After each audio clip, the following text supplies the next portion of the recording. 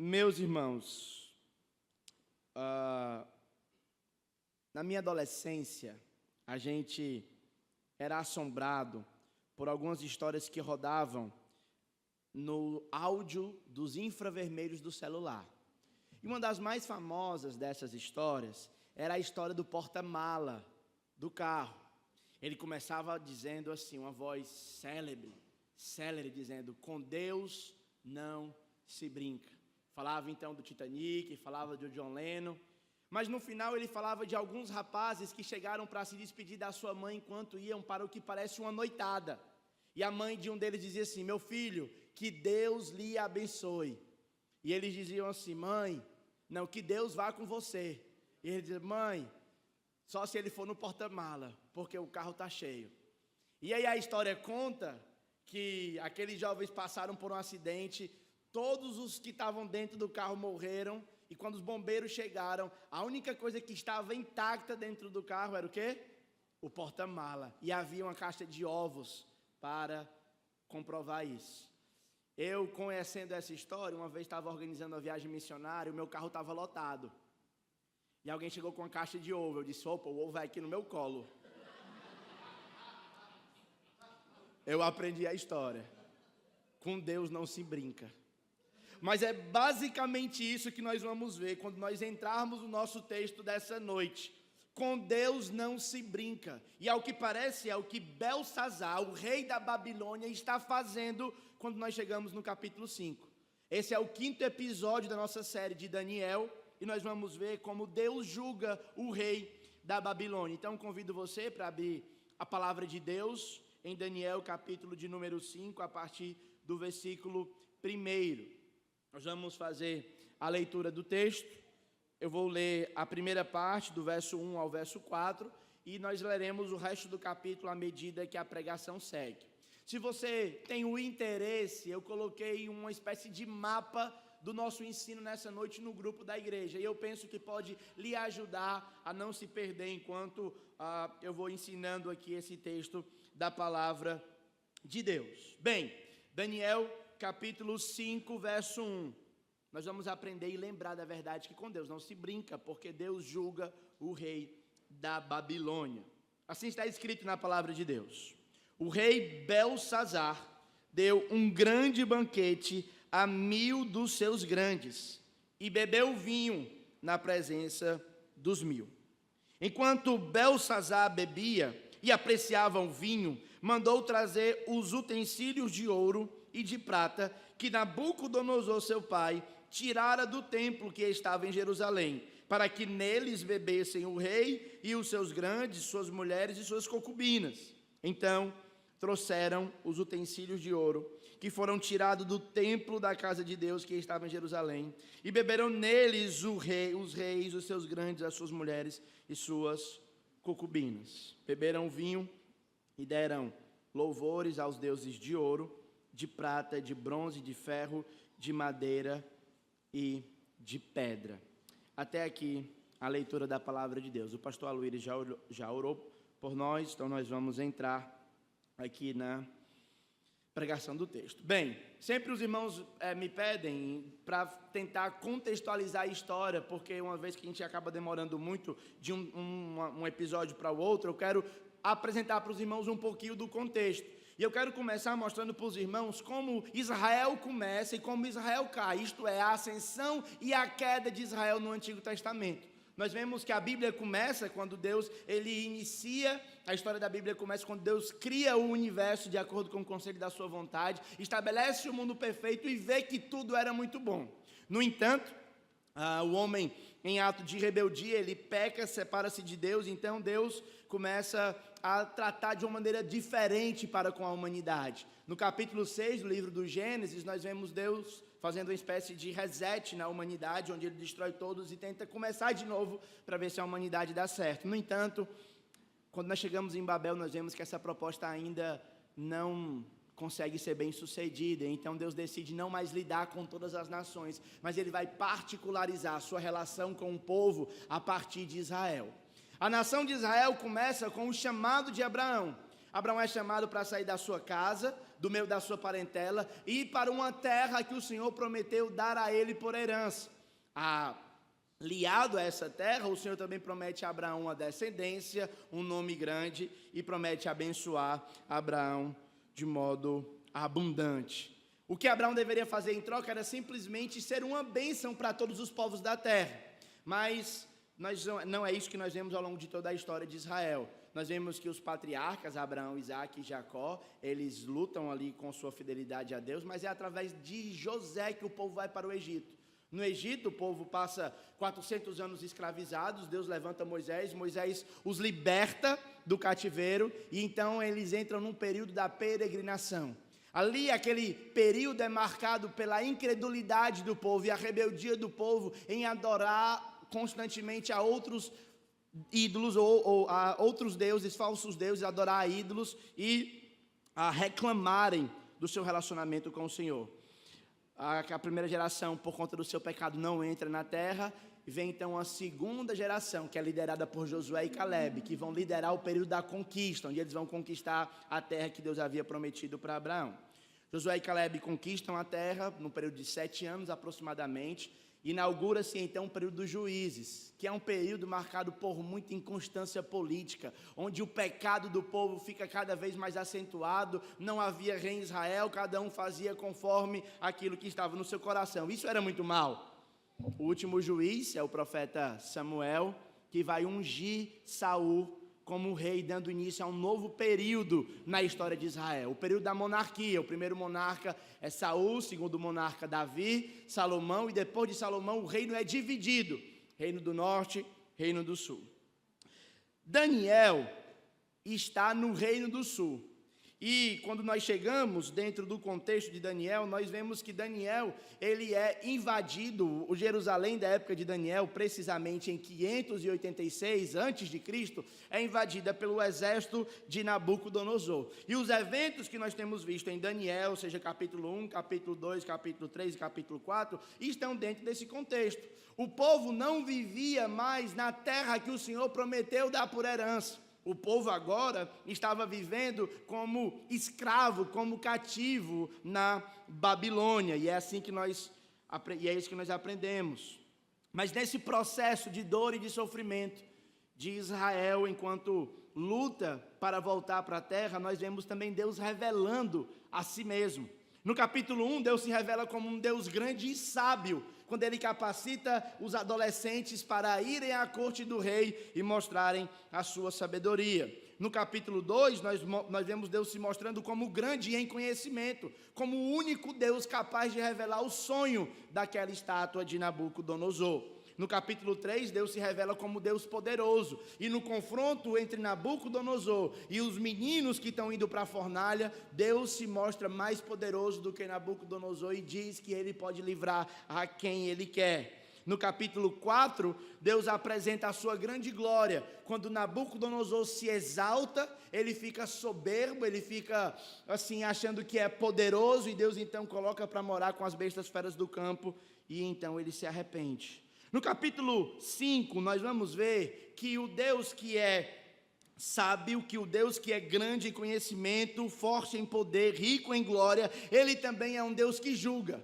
E essa é o grande ensino do texto, é a grande ideia do nosso texto. O nosso Deus soberano é o Deus que julga o último rei da Babilônia, isto é, Belsazar. E ele julga o rei por causa do seu sacrilégio. Ele faz uma coisa com material santo que não deveria ser feito. E esse julgamento tem a ver com ele pegar o reino de Belsazar e dar o reino de Belsazar aos medos e os persas. Agora, nós precisamos pensar como é que essa verdade central, ela seria ouvida não por nós no primeiro momento, mas ela seria ouvida pelo povo de Israel, que estava lutando no seu coração para viver uma vida cativo na Babilônia. Se você quer ter um pouquinho das emoções de Israel, volte comigo para o Salmo de número 137. Para a gente tentar entender como é que estava o coração do povo israelita, enquanto estavam vivendo sob cativeiro babilônico. Salmo de número 137, e eu quero ler com vocês a partir do versículo 1, para a gente pegar um pouquinho aqui das emoções que estavam nos babilônicos, ou nos israelitas vivendo na Babilônia. Diz assim: às margens do rio da Babilônia, nós nos assentávamos e chorávamos, lembrando de Sião. Nos salgueiros que lá haviam, nós pendurávamos as nossas harpas, pois aqueles que nos levaram cativo nos pediam canções, e os nossos opressores pedíamos que fossem alegres, dizendo: entoem cântico de Sião. Como poderíamos haver, como porém haveríamos de entoar o canto do Senhor em terra estrangeira?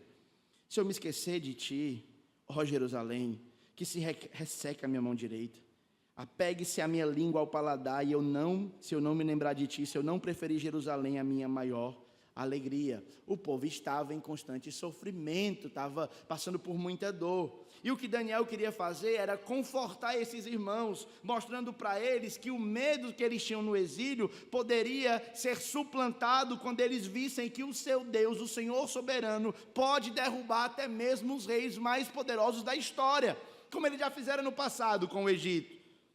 Eu repito então, a grande ideia, o grande ensino do nosso texto, a mensagem principal do nosso texto é a seguinte: o nosso Deus, o Senhor soberano, julga o último rei da Babilônia por seu sacrilégio e dá o reino dele aos medo-persas. Esse é o resumo daquilo que nós vamos ver. Bem, eu acho que vai ajudar a gente dividir esse episódio de Daniel capítulo 5 como se fizéssemos em cenas, como se fosse de fato um filme.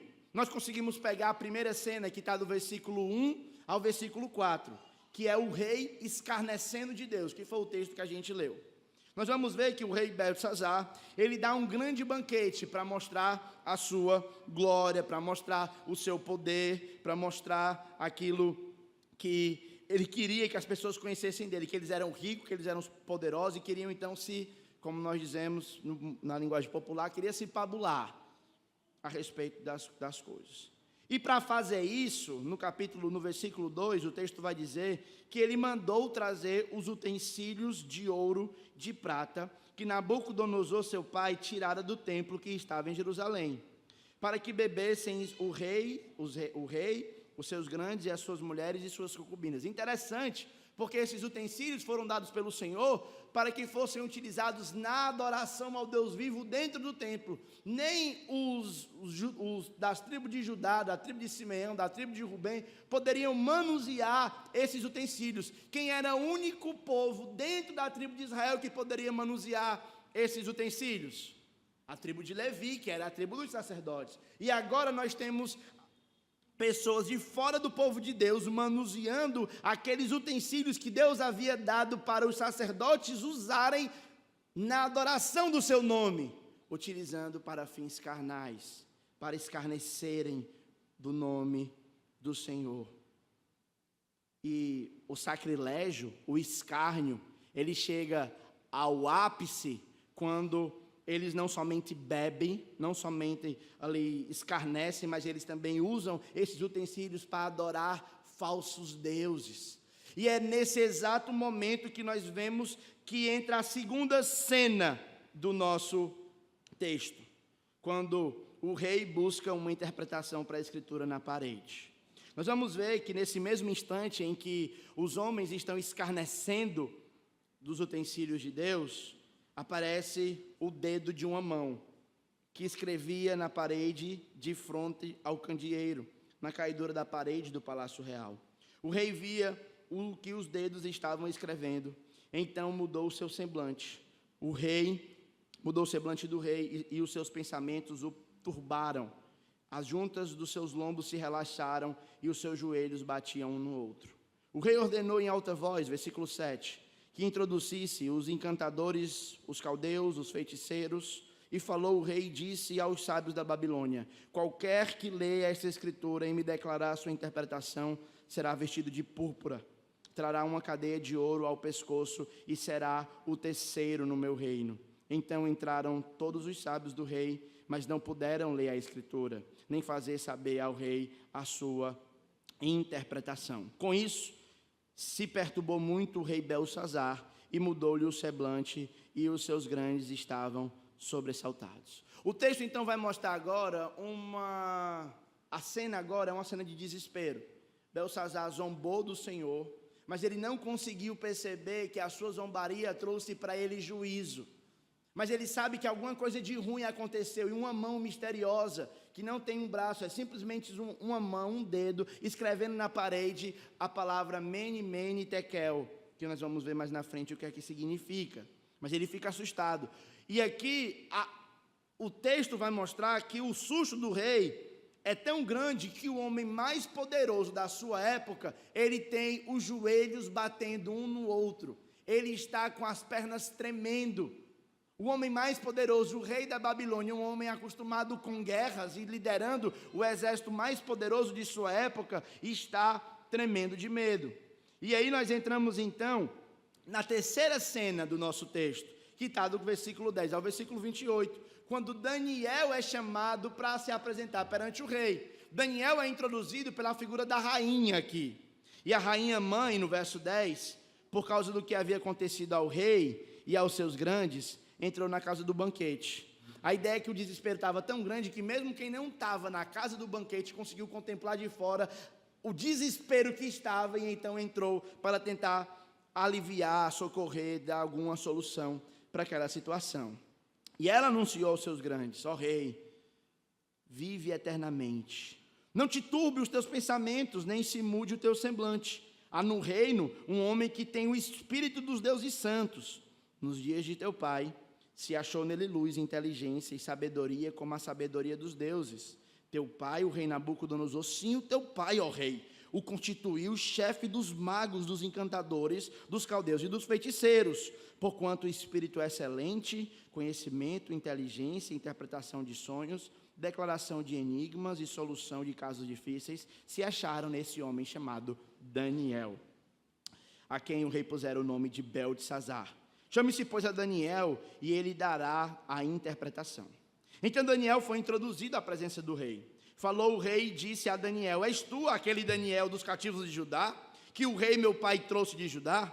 Tenho ouvido a teu respeito, que o espírito dos deuses que está em ti, e que em ti se acha luz, inteligência e excelente sabedoria, acabam de ser introduzidos à minha presença os sábios, os encantadores, para lerem as escrituras, estas escrituras, e me fazerem saber a sua interpretação, mas não puderam dar a interpretação dessas palavras. Um fato curioso que nós vemos até aqui é que toda vez que Nabucodonosor ou Beltesazar ou qualquer líder babilônico tenta lidar com os problemas impostos por sua rebeldia, com seus próprios recursos, eles falham. Os magos já foram chamados para interpretar sonhos, não conseguiram, foram chamados para lidar com a loucura de Nabucodonosor, não conseguiram, porque todo esforço humano para lidar com a nossa rebeldia, ele é um esforço inválido que não consegue lidar com a verdade. Nós simplesmente conseguimos lidar com as questões relacionadas à nossa rebeldia quando recebemos a ajuda do alto. E Daniel representava esse papel na Babilônia.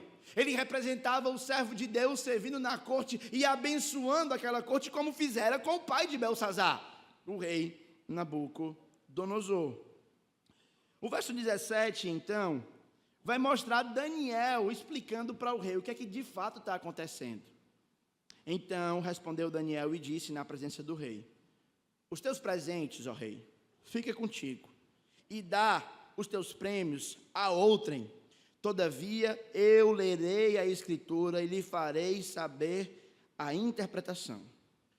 O rei, ó rei, o Deus Altíssimo deu a Nabucodonosor teu pai o reino e grandeza, glória e majestade. Por causa da grandeza que lhe deu, povos, nações, homens de todas as línguas tremiam e tremiam diante dele. Matava a quem queria e a quem queria ele deixava com vida. A quem queria ele exaltava e a quem queria ele abatia. Quando, porém, o seu coração ele se elevou e o seu espírito se tornou soberbo e arrogante, foi derribado do seu trono real e passou dele a sua glória.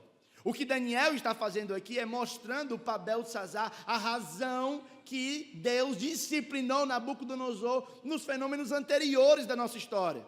O que Beltesazar deveria fazer era se tornar ciente e seguir um caminho distinto de seu pai. Mas a perversidade, a dureza e a soberba do coração humano é tão impenitente que ele está resoluto em se rebelar contra o Deus vivo.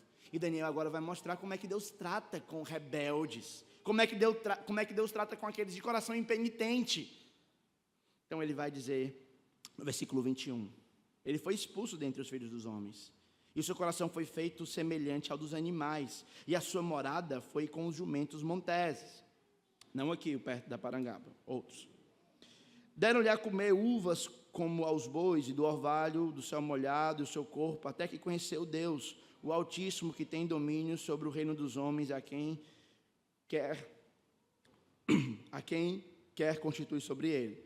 Tu, Belsazar, que és seu filho, não humilhaste teu coração, ainda que soubesse disso, e te levantaste contra o Senhor do céu, pois foram trazidos os utensílios da casa dele perante ti.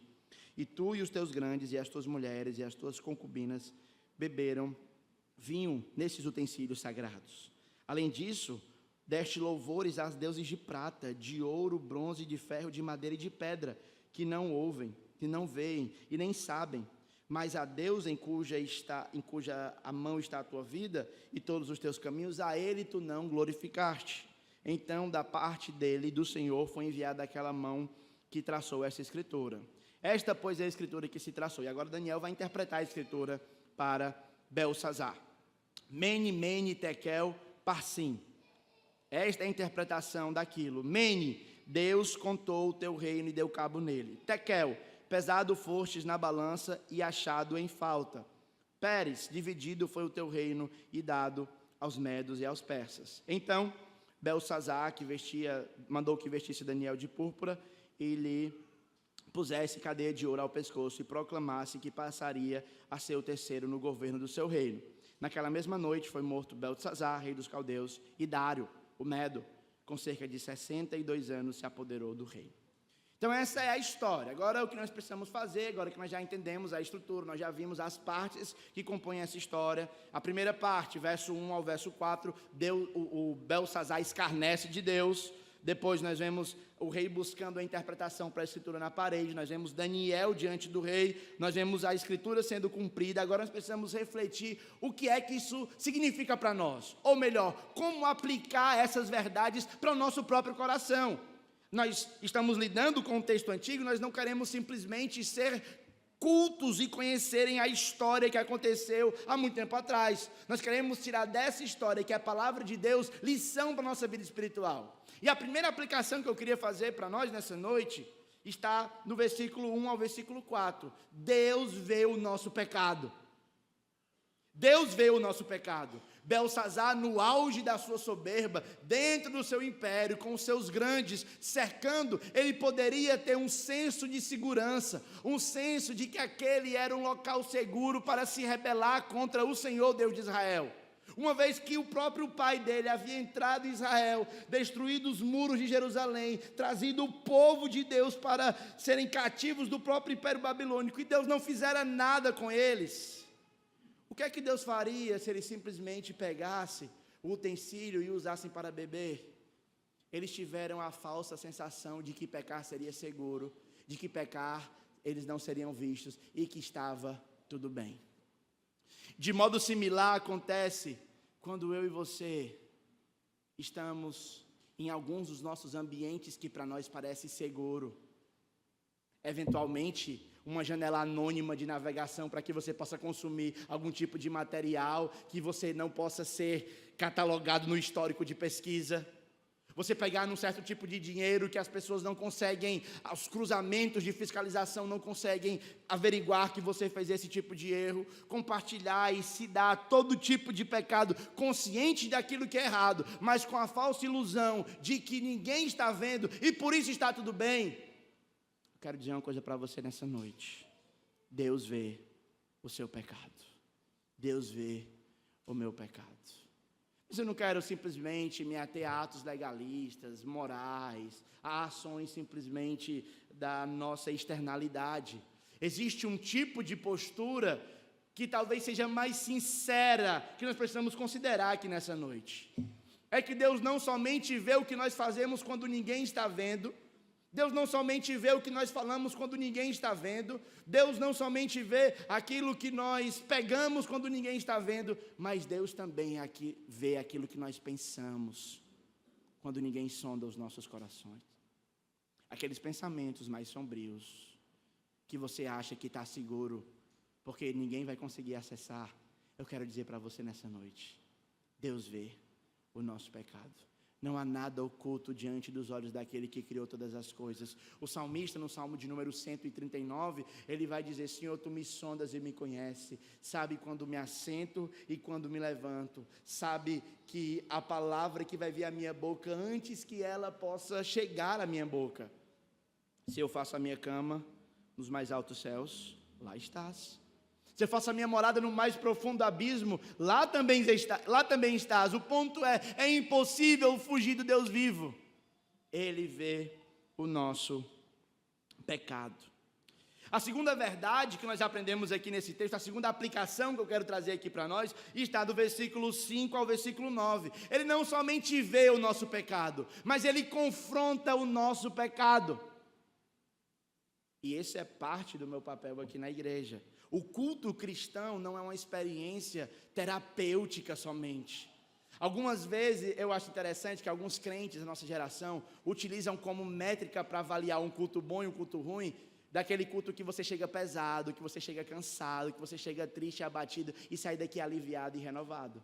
Então isso foi um culto bom. Mas a bondade do culto também acontece quando você chega feliz, quando você chega tranquilo e despreocupado, o texto é aberto, a palavra é pregada e exposta, Deus confronta o seu pecado e você sai daqui triste. O alvo do culto cristão, o alvo das nossas interações, o alvo da leitura bíblica, das músicas que você escuta, em certa medida, é confrontar o seu pecado. Alguém certa vez me perguntou qual é o papel do pastor. O papel do pastor é permitir que os irmãos não pequem em paz. Não que tenham medo do pastor. E não é isso que eu quero, né? E ainda bem que ninguém faz isso com as crianças, né? Porque antigamente o pessoal fazia: vou chamar o pastor para a criança ameaçando. Não, graças a Deus aqui, as crianças têm medo da gente mesmo porque a gente é feio, mas é outro assunto. Não sei porque o Pedro riu. Mas o ponto, irmãos, é o seguinte: pecado precisa ser confrontado. E Deus sempre vai fazer isso. E parece que a interpretação do confronto de pecado que Deus faz para nós deve ser entendida mais como um ato da sua misericórdia do que como um ato de raiva ou de ódio de Deus. Porque toda vida que você vier a um culto, que você tiver uma interação com um crente, que você lê a palavra e perceber o pecado do seu coração sendo confrontado, levante a sua mão para o céu e dê graças a Ele, porque isso é fruto de misericórdia. Todo pecado confrontado é porque Deus derrama misericórdia e dá para você uma segunda, terceira, quarta, quinta, sexta chance de se arrepender. A terceira verdade é que os pecados não somente são confrontados, mas eles são expostos também. E Daniel, ele não expõe para o rei dizendo que ele é somente um pecador geral, mas ele expõe o pecado específico de Beltsazar. E o pecado específico de Beltsazar é a sua arrogância, é a sua idolatria, é a sua soberba. E Daniel está dizendo para ele: você é soberbo, você é um pecador, o pecado está sendo exposto aqui. Pecado tem nome, endereço, tem hora. E nós deveríamos inserir isso no nosso processo de contrição e confissão. É porque às vezes a gente ora pedindo perdão dos nossos pecados somente no atacado, né? Senhor, eu sei que eu sou uma pessoa ruim, perdoa as minhas falhas. Mas nós deveríamos e somos chamados a fazer uma reflexão para: Senhor, perdoe a minha mentira, Senhor, perdoe a minha soberba, perdoe o meu ego, perdoe a minha falta de perdão, a minha amargura, perdoe aquela vez que eu fui grosseiro, que eu roubei, que eu fiz, seja lá qual for o seu erro. O ponto é, pecado precisa ser confessado, pecado precisa ser confessado. Essa é uma das práticas que muitas vezes eu temo que a gente tenha perdido, irmãos, de confessar pecados, de compungir o nosso coração e de desenvolvermos um coração contrito e quebrantado diante do Senhor, dizer: Senhor, perdoa as minhas falhas, perdoe as minhas faltas, especificá-las, que tipo de falhas são. E a quarta e última aplicação que eu quero fazer nessa noite tem a ver com o juízo de Deus. Deus não somente vê os nossos pecados, Deus não somente confronta os nossos pecados, Deus não somente expõe os nossos pecados, como Ele também julga os nossos pecados. Nenhum pecado ficará impune, meus irmãos. Cada coisa que nós fizemos diante do Senhor será prestado conta. Nós prestaremos conta por desobedecermos a sua lei. Uma vez eu fui confrontar um pecado de uma pessoa e ela falou assim: eu não quero que ninguém falando dos meus pecados não, porque só Deus conhece o meu coração. Eu disse assim: Deus, isso não te assusta não? A mim me assusta essa verdade, porque se eu fosse julgar, era mais fácil você me engabelar. Não, você poderia vir para mim chorar, dizer ali 2 palavrinhas bonitinhas, eu fiz isso, eu estava tão triste, eu precisava fazer isso. Mas Deus, que conhece os corações, que sonda o mais íntimo da nossa alma, Ele não pode ser enganado. E o pecado de todos nós será julgado. O julgamento para Beltesazar foi ele perder o seu reino, ele ser expulso da presença de Deus e ele ser morto por conta do seu pecado. Mas o julgamento para os nossos próprios pecados não tem a ver com Deus tirar-nos do nosso reino, ou não simplesmente tem a ver com consequências imediatas, perder emprego, casamento, filhos ou coisas nesse sentido. Parece que o julgamento que mais deve colocar temor no coração dos cristãos diante desse Deus que julga todas as coisas é o julgamento que Ele fará no último dia. É o julgamento que Ele fará dos nossos pecados quando nós morrermos. Abra comigo em Hebreus. Deixa aí o dedo marcado, eu quero usar uma referência cruzada. E vai comigo para Hebreus capítulo 9, verso de número 27. Hebreus 9, 27.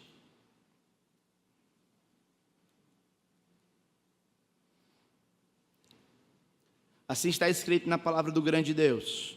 E assim, como aos homens está ordenado morrer uma única vez, vindo depois disso, o quê? O juízo. Depois da morte, segue-se o juízo. Então, os pecados que Deus viu, os pecados que Deus confrontou, os pecados que Deus expôs, serão julgados. Nós apareceremos diante do trono de Deus para prestarmos conta de cada um dos atos que nós fizemos. Essa é uma verdade assustadora, não é mesmo? Mas agora, eu quero dizer para você que essa verdade não termina aqui. E que o Deus soberano, que julga o último rei da Babilônia, por causa do seu sacrilégio, e dá ao Medo-Persa, Ele também julga o nosso próprio pecado. E o Deus soberano que julga o nosso próprio pecado, Ele dá para a gente uma saída. Quando eu saio de Daniel capítulo 5 e olho no contexto maior da Bíblia, eu vejo que os meus pecados, aqueles pecados que eu não conseguia lidar, aqueles pecados que eu achei que ninguém estava vendo, aqueles pecados que eu fui confrontado, mas fiz pouco caso, aqueles pecados específicos, eles levaram o Deus encarnado à cruz. E Deus agora está dizendo que os meus pecados foram em Cristo julgados. E Ele está dizendo para nós: se você quer arrumar um jeito de se livrar do problema do pecado, você não vai fazer isso por sua bondade. O único jeito de se livrar do problema do seu pecado é olhando para Jesus. Porque os pecados que Deus procurou em Cristo, Ele não viu. Os pecados que os fariseus confrontaram Cristo de cometer, Ele de fato não cometeu. Os pecados que os opositores de Cristo tentaram expor a respeito dele, eles não encontraram. Mas os pecados que neles faltaram, em mim e você sobraram. E Ele foi julgado. E por suas pisaduras nós fomos sarados. E por causa daquilo que Ele fez, eu e você temos a chance e a possibilidade de escaparmos do juízo de Deus. Por isso, meu irmão, por isso, minha irmã, nessa noite eu convido você a voltar para Cristo. Olhe para Jesus Cristo e confie única e exclusivamente nele para a sua salvação. Mas não somente essa verdade eu gostaria de destacar. Eu gostaria de destacar também que dentro do processo de história da redenção, O julgamento de Deus sobre as pessoas é o que Ele usa para avançar o seu reino. Nós vemos quando Deus julgou os construtores desobedientes e arrogantes da Torre de Babel, os dispersando.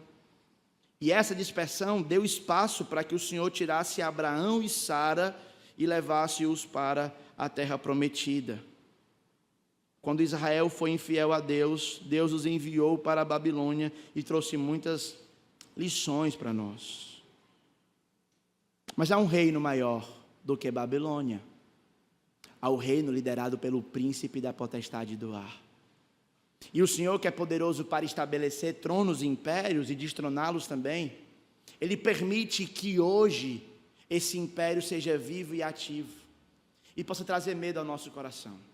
Lembra que eu comecei falando que os israelitas da época de Daniel possivelmente estariam com medo? Estariam lutando com sentimento de desencorajamento enquanto viviam exilados?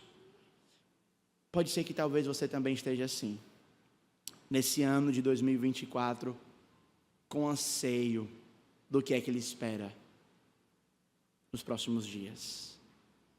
Os anseios de como Satanás irá investir sobre a vida da igreja, dos anseios de como Satanás irá investir na sua própria família, na sua vida pessoal. Mas eu quero dizer para você que o mesmo Deus que destronou Beltesazar, Ele destronará também o inimigo das nossas almas, e Ele triunfará. A história já está escrita, meus irmãos, e pela cruz Ele expôs os príncipes das potestades do ar à vergonha. Ele tornou-se Senhor de toda a história. Ele é Senhor poderoso, e nós aguardamos o dia em que Ele virá para nos buscar e estabelecer o seu reino aqui na terra. O fim virá, irmãos, e o Filho entregará o reino ao Pai, quando houver destruído todo o principado e potestade, quando tirar o reino do príncipe da potestade do ar e entregar ao seu Pai, nós com Ele reinaremos. A esperança para o nosso coração, irmãos, não é uma decisão política, uma decisão profissional, uma decisão familiar. A esperança para que a dor e o sofrimento e os anseios e as dores das nossas almas sejam saradas, não pode vir dessa terra, precisa vir do alto, do estabelecimento pleno do reino de Deus quando Ele vier. Amém?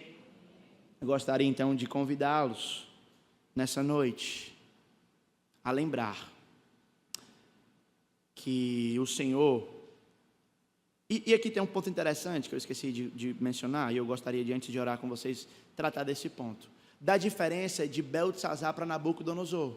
É muito interessante. Da diferença de Davi para Saul.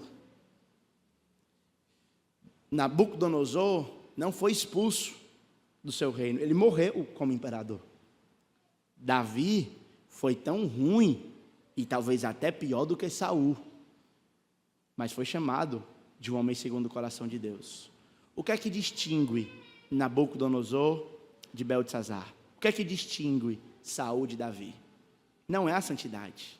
Ambos eram pecadores e terríveis. O que distingue eles é o seu coração contrito. O pecado que Deus vai julgar no final é o pecado impenitente, é o pecado não arrependido. É a pessoa que decide confiar nos seus próprios méritos. Eu acho que nós poderíamos começar o ano dessa maneira, irmãos. Pedindo ao Senhor, não bênçãos, mas pedindo ao Senhor perdão. Com o coração quebrantado e contrito, pedindo a Ele misericórdia, dizendo: Senhor, eu não aguento por minhas forças, preciso de Cristo. Amém? Vamos orar? Se você pudesse colocar de pé, tiver a liberdade, eu gostaria de fazer isso com você nessa noite.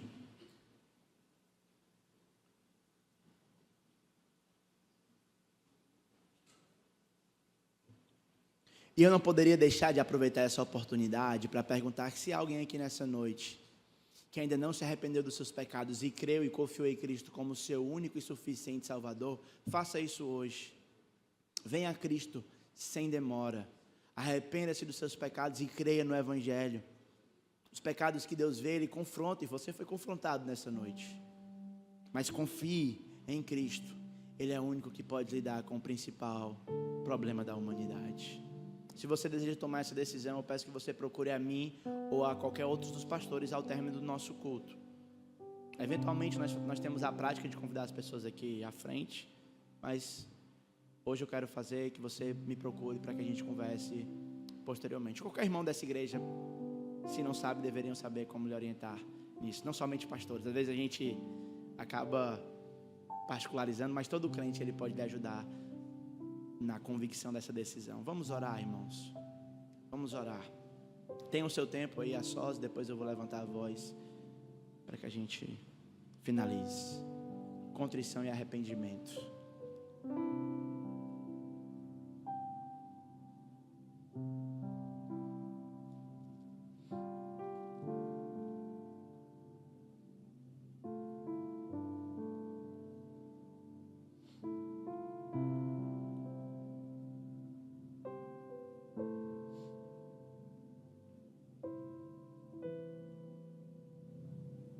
Ao mestre do canto, Salmo de Davi, quando o profeta Natan veio ter com ele, depois de ele haver possuído Betseba.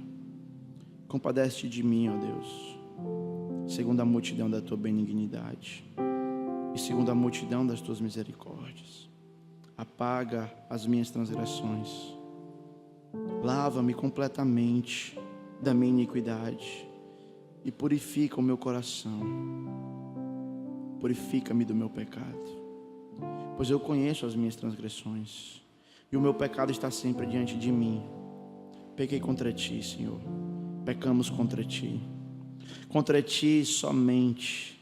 Fizemos o que é mal perante os teus olhos, de modo que o Senhor será tido por justo no teu falar e puro no teu julgar. Eu nasci em iniquidade, Senhor, e em pecado me concebeu minha mãe. Eis que te comprazes na verdade, o Senhor se alegra na verdade do íntimo, e no recôndito me fazes reconhecer a sabedoria. Purifica-me com ensopo e ficarei limpo. Lava-me e ficarei mais alvo que a neve. Faz-me ouvir júbilo e alegria, para que exultem os ossos que esmagastes. Esconde o rosto dos meus pecados e apaga todas as minhas iniquidades. Criei em nós, ó Deus, um coração puro. E renova dentro de nós, dentro da Igreja de Cristo do Henrique Jorge, um espírito inabalável. Não me repulse da tua presença, nem retire de nós o teu Santo Espírito. Restitui-nos a alegria da salvação e nos sustenta, Pai, com um espírito voluntário, comum aos quebrantados e arrependidos. Então, Pai, quando Tu fizeres essa obra em nosso interior, nós ensinaremos aos transgressores os Teus caminhos, e nós ensinaremos aos pecadores a necessidade de se converterem a Ti. Livra-nos dos crimes de sangue, ó Deus, Deus da nossa salvação. Livra-nos dos crimes de sangue, e a nossa língua exaltará a Tua justiça. Abre, Senhor, os meus lábios, abre a minha boca para manifestar os Teus louvores. Sabemos que o Senhor não se compraz em sacrifício, do contrário nós te daríamos. Sabemos que Tu não se agrada de holocaustos. Nós sabemos que o sacrifício agradável a Ti são o espírito quebrantado e coração compungido. O coração contrito o Senhor não desprezará. Faz o bem a nós, segundo a Tua boa vontade. Edifica os muros de Jerusalém. Então te agradarás de sacrifício de justiça, dos holocaustos, das ofertas queimadas. Sobre o teu altar se oferecerão novilhos. Em nome de Jesus é que nós oramos. Amém. Que Deus abençoe, irmãos.